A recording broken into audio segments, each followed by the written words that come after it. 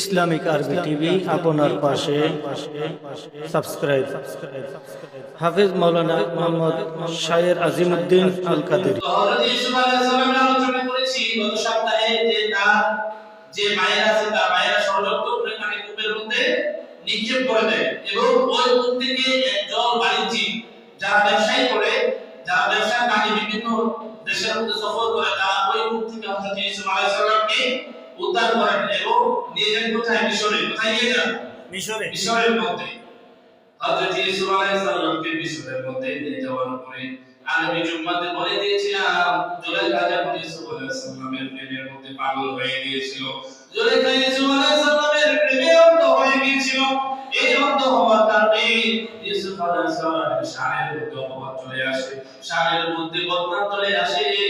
যে বদনামের কারণে আমার আল্লাহ রাব্বুল আলামিন চারপাশের একটি শিশু দ্বারা ইউসুফ আলাইহিস সালামকে ওই বদনাম থেকে মুক্ত দান করে।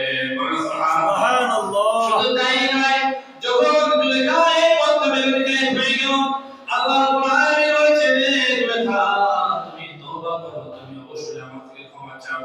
তখন জুলেখা ডাক দিয়া বলল, ওরে মিশরের মানুষরা, তোমরা শুনে নাও, আমি কেন ইউসুফের প্রেমের মধ্যে পাগল হয়ে গিয়েছি, আমি কেন ইউসুফের প্রেমের মধ্যে ডুবে গিয়েছি।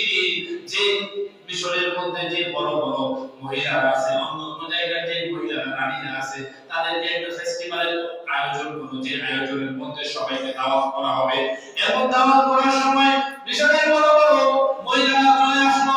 চলে আসার পরে ওই অনুষ্ঠানের মধ্যে সবার হাতে একটি করে আপেলের ছুরি দেওয়া হলো।